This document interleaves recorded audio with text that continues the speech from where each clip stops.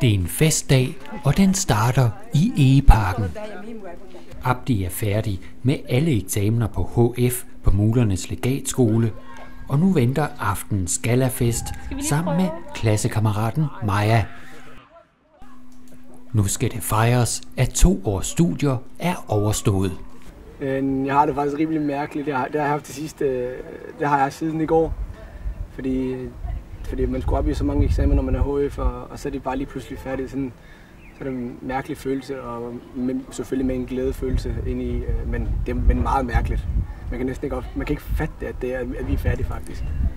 Det starter hjemme hos Abdis familie i Egeparken, og forud venter en aften fuld af traditioner.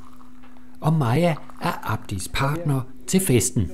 Jeg har jo den pæneste partner, så jeg har glædet mig til at tage hende med som min partner. Så jo, jeg har glædet mig rigtig meget, også til at se de andre, hvor fine de bliver i hvert fald. I god tid går turen til gymnasiet, og det foregår i et lidt anderledes transportmiddel. Jamen, jeg vil kalde det anderledes og nyt og kreativ.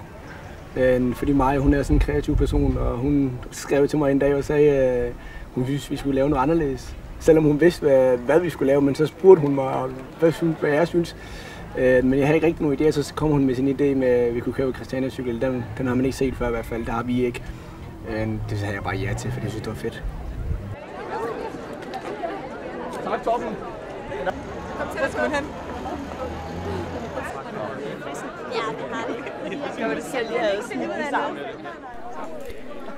Festen starter med den traditionsrige, men også svære dans, lancier.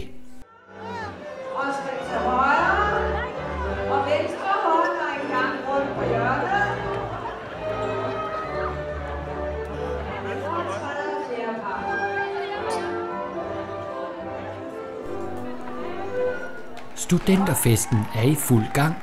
Bagefter venter resten af livet for Abdi og de andre studenter. Det, der skal ske, er, jeg tager hen til VUC og skriver på et fag, et arabisk fag.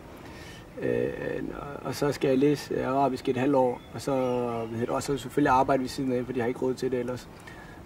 Og så gå i gang med at læse historie i Aalborg Universitet.